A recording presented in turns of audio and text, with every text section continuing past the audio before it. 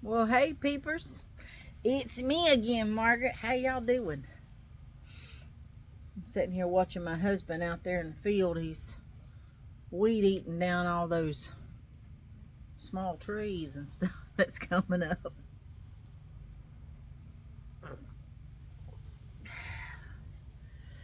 And I'm sitting here on the porch tending to my puppies. My puppy Rowdy, on the 29th of May, he got that drop jaw stuff for that dogs get. And today,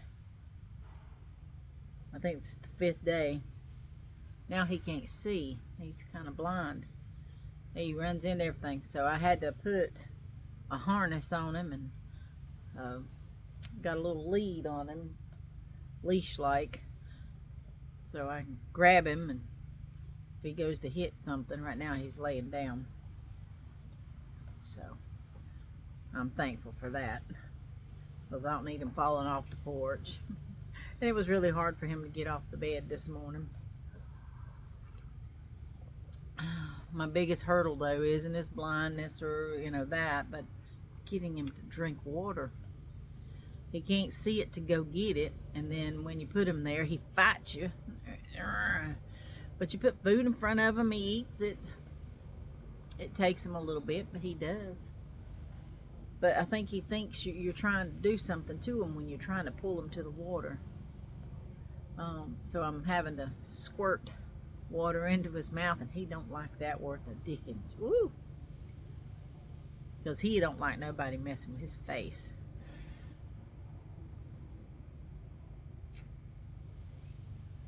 He's out there cutting it. It looks like a veil of plastic, the way the stuff's coming up out of the ground and just hanging in the wind.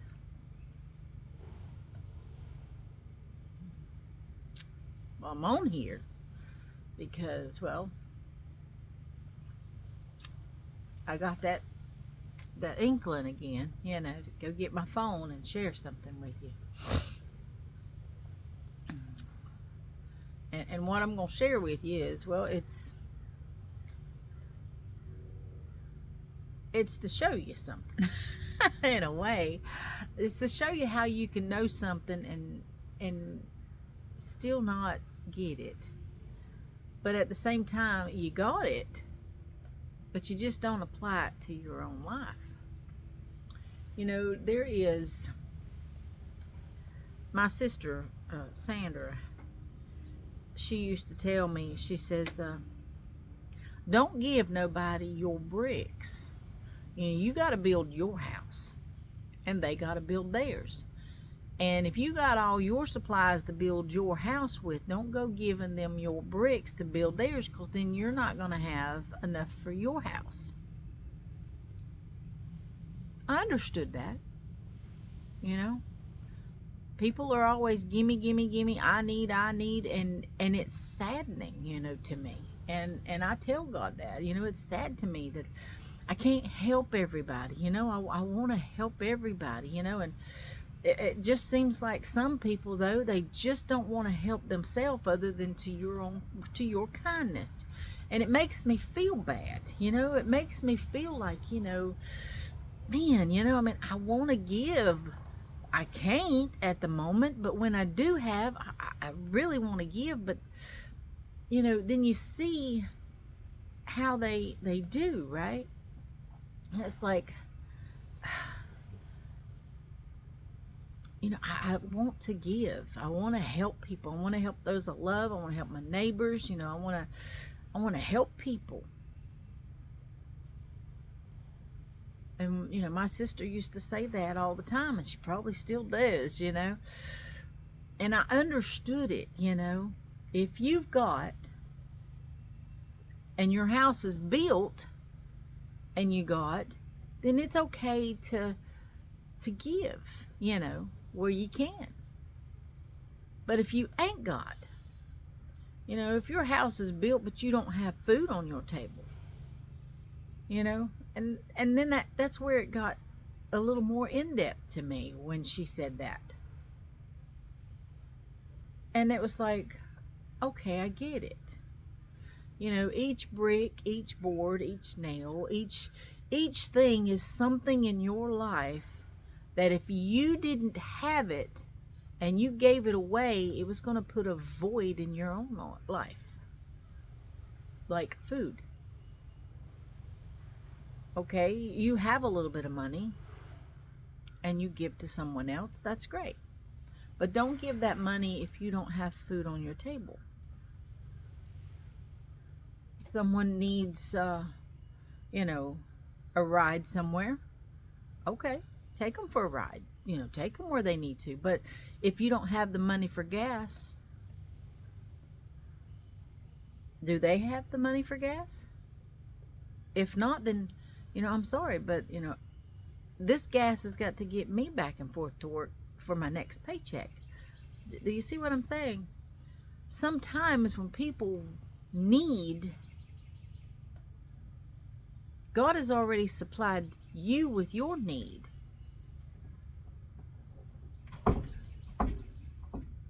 Thought that was rowdy. It was Bear jumping out of a thing. So sometimes it's really hard. You know, you have to pick and choose your battles, as my mother would say.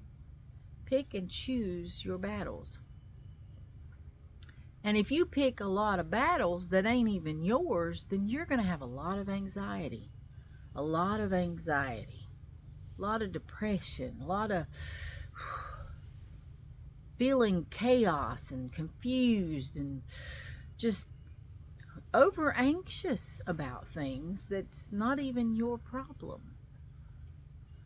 And so, listening to my sister when she said that, you know, I understood. And I tell people that same thing. You know, if you've got all the tools and all the equipment for your building your house, then God has supplied those things for you to use. Now, if, you know, you've already built your house, so to speak, or let's say you built that one wall and you have extra, and what that means is, let's say your freezer's full and your refrigerator's full and you have a little money in your pocket. Is your gas tank full too? You know, you got to make sure that those things are done, and that extra money that you have is not something that's going toward you, your children, your fur babies, you know, this is something extra that you can literally give to another person. Because God already provided for you. And God will provide for that person if you're already taken care of.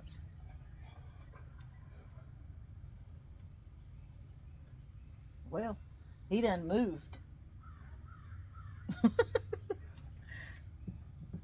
He done moved. Hold on.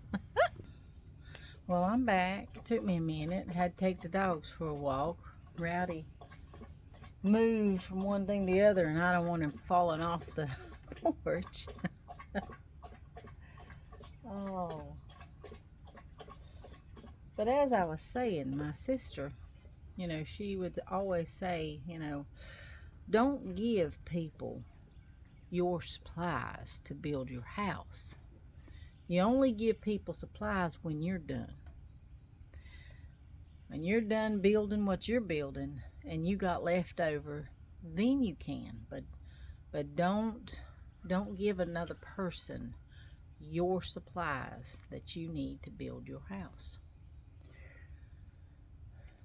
I kind of understood that, you know. And then again, it totally went like this.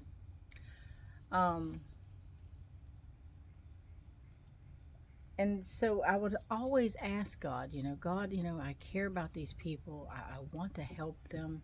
I feel like I'm very blessed. I had to move to another spot. My husband's fixing to come out here hammering, sawing, and picking, beating up some stuff. And he's tearing off this side porch because it was decaying. But as I was saying, I don't think something wants me to do this video, but that's all right. I'll do it anyway. Bits and pieces. Bear with me, y'all. But yeah, it just went, you know, even though I understood what she was saying, I don't think I comprehended it in my life, because I still kept asking God, I want to help people, and I feel so blessed, and I feel like it's like I have no motivation to partake, to initiative, I guess, to do it. And I don't know what I need to be doing, to help somebody. I know what I can't do, and I know what I can do, but what I can do is not what they need. You see what I'm saying? I don't know if you do or not. But,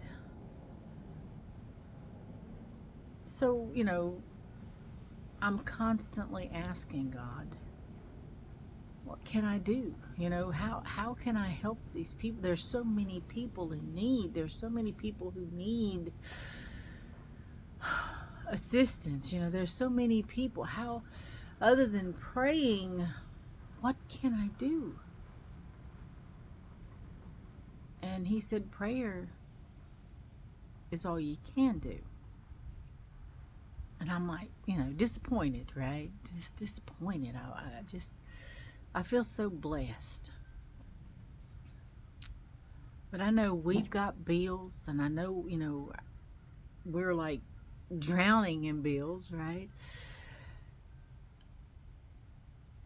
As everybody around at least the world, has people who drown in bills every day, looking to figure out, how are they going to make their next bill or their meal, or they have to choose between a bill or a meal. And I'm blessed and thankful that I don't have that particular thing where I have to choose to either pay my bill or eat.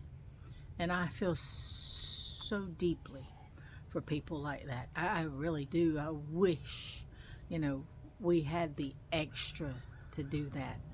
But with so much debt that we have, paying our bills takes what we have. And what little bit we have that's extra, well, we actually use. And my husband has worked at his job for 38 years, and the way he looks at it is, I work for this money and I'm going to use it on what I want to use it on to make my life happy. And I understand that. I understand that.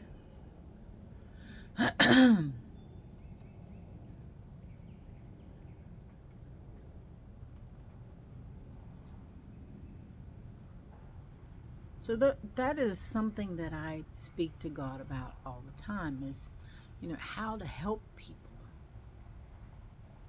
And there's so many people to help, and how do you,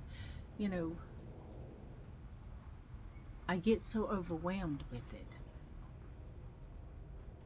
And then when my sister said, that about the house, and stuff, and I was like, okay, I understand it. I believe I comprehend that. And then this young fella said, when I say young, I mean, he's maybe in his 40s. And he said, trees don't eat their own fruit. He said they give fruit. And I'm like, okay. He said, so if a tree has fruit, it doesn't eat the fruit itself. But passerbys do eat the fruit. I kind of understood that. You can give all the advice you want, but it's really up to the passerby whether they even want to eat of it or not.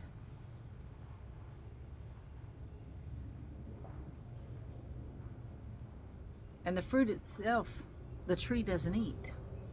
Me, if you look at me as being the person who's the tree, who has the fruit, some people will take of the fruit, the advice, the guidance. Others won't. And normally 100% of the time, a tree doesn't eat its own fruit. So therefore, if I am the tree, the fruit that I give others, I don't take my own advice. Do you see that? I hope you're getting this. So when I heard that, I was like, okay, I get that. So I need to be, looking at what I'm telling myself. Maybe if I watch my videos, I will get that same fruit from somebody who looks like me. Okay, so I'm gonna watch my videos, but there's also what God said. And God said, He showed me this morning, that you cannot help everyone, He said. You can only help the ones I send you.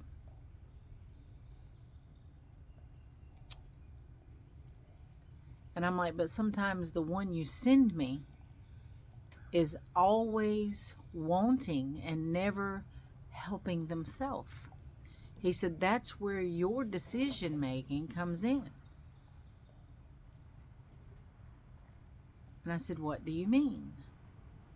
He said, that's where you have to decide or discern. You have to learn the difference of whether or not that person is coming to you and using you as their crutch because they don't want to have to try, or whether or not they are sincere in heart. And I said, kind of like you, kind of like God. God looks at the heart of it, which means the center of the problem, and sees whether it is sincere, whether you and I are sincere about whether we forgive somebody or whether we're still holding that grudge. Give you the example. So we as human beings have to learn from the repetitiveness. Is this person that you're helping, that God sends you, what lesson are you to teach them? What lesson is God trying to teach? Is He trying to teach them to step up on their own feet and you're helping them up that ladder? Or is He sending them to you to learn what no looks like, that you could give them advice to say, you need to start finding your own way? Because eventually a tree runs out of fruit and the season's over and there are no fruit on the tree. And the tree goes dormant and it doesn't bloom again till the spring. But that doesn't mean there's fruit on the tree in the spring.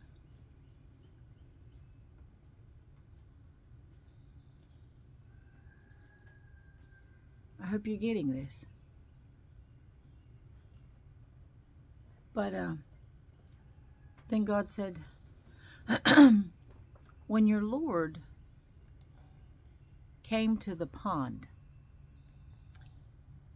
and He found the man, the cripple,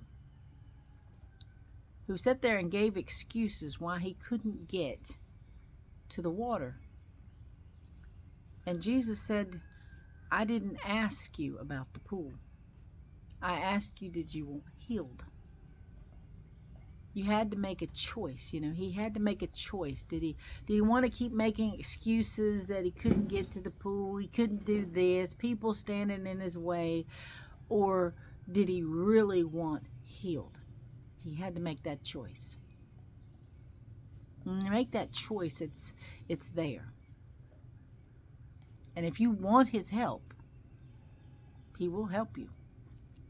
But you have to make that choice. You can't keep depending on these excuses as to why you can't get in the pool, right? And that's all the man wanted to give him is, nobody will help me. Nobody will this. I can't get there by myself. Once it moves, then, somebody else steps in and then I don't get to. And, it's poor me, poor me, poor me, poor me. He's in this depressed, anxious little state. And Jesus is looking at him and says, I didn't ask you that,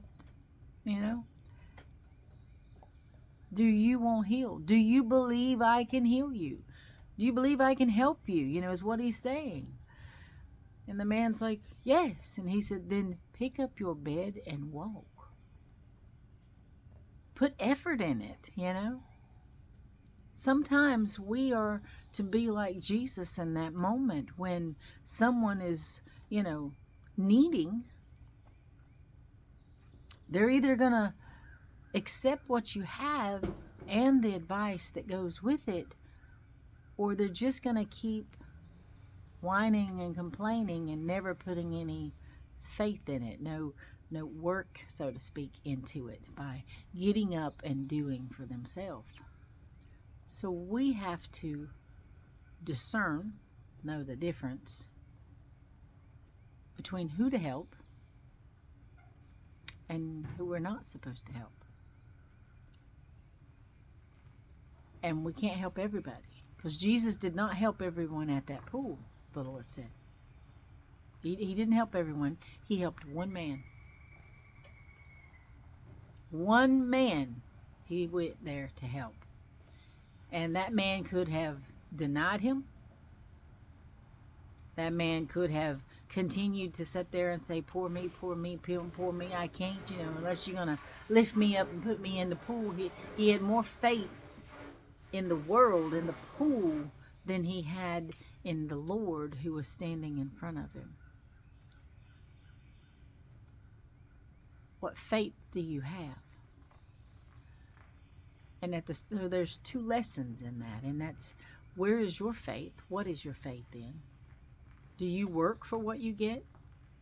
Or do you just sit around and whine and whimper and I can't, poor me, and live off other people and their kindness or the lack thereof?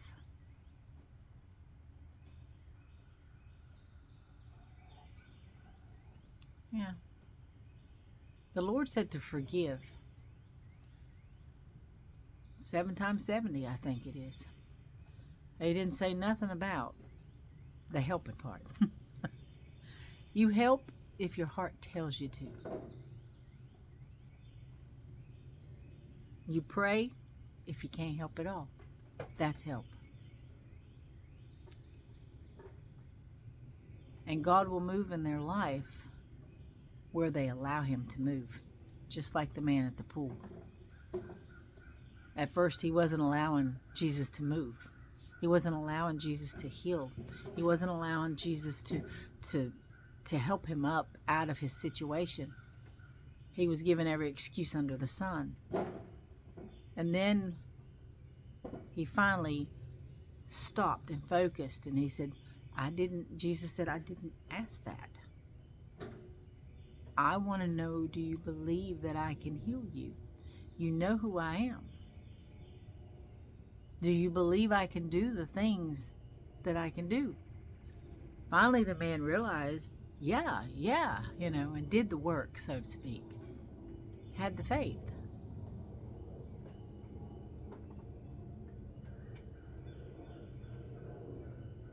And he got it, took his bed, and walked away. And he was a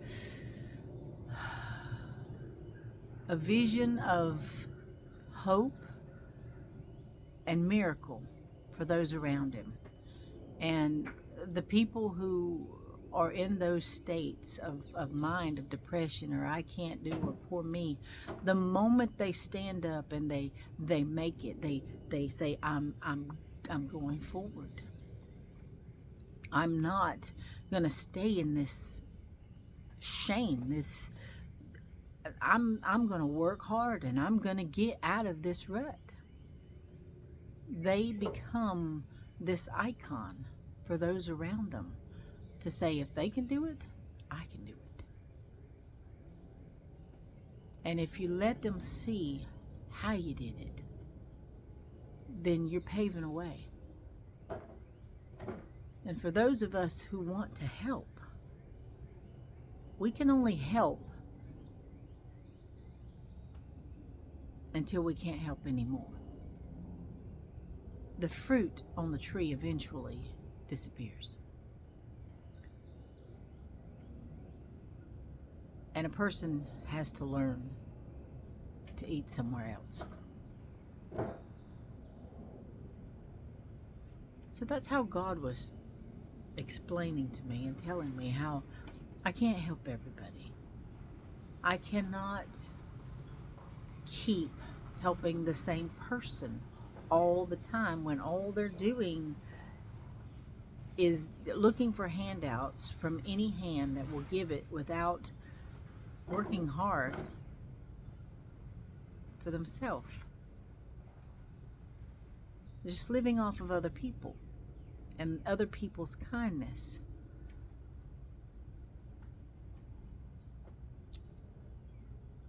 You got to put forth fruit.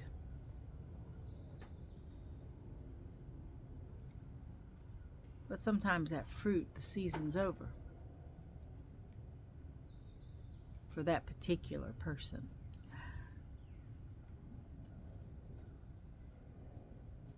And sometimes you have to see what your own fruit is. If you give others advice,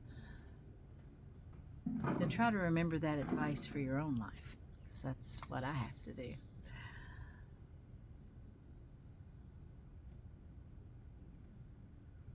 Is take my own advice. I can't help everybody. I can only build my house one brick at a time, one board at a time, one nail at a time. And if I don't have the money for my own boards, my own bricks, my own nails, then how can I give somebody else money to put my own self out? That's not what God, He said He has plans to prosper.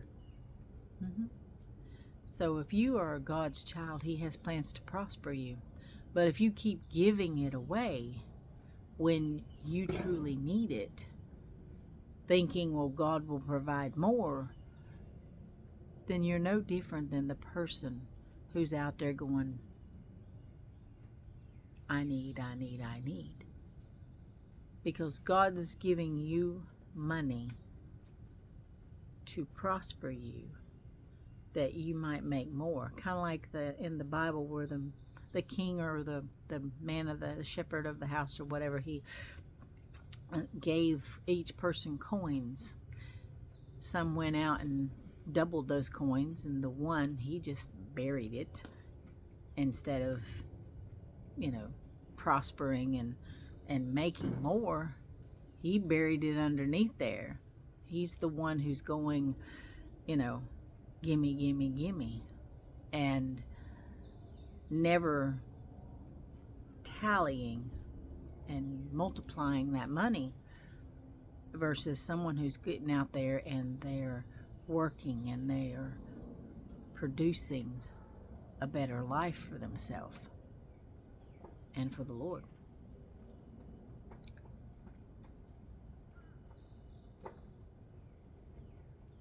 That's what that reminds me of. You have to produce fruit. You have to double your coin. You have to build the house that God gave you with what He gives you. And if you squander everything that He gives you by either giving it away to somebody else or just not doing nothing with it, then you're always going to be gimme, gimme, gimme.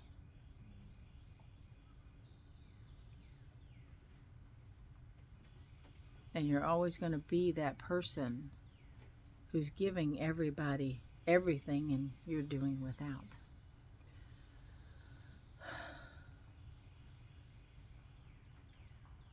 So there's kind of like two little lessons within the one. You can't give away all of it. You've got to eat. So don't give away all your fruit, all your coin. But help where you can to those that God sends you. And discern whether God has sent them or whether or not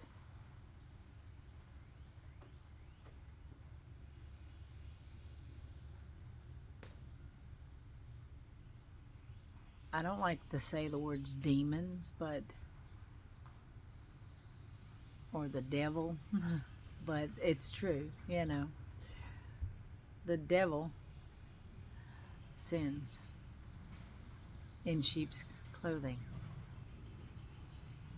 You've got to be able to see that wolf.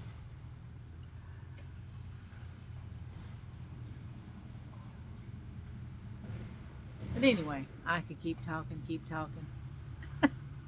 Y'all be safe and know that God loves you. He's listening for you, so you listen for him. And always be sincere in heart.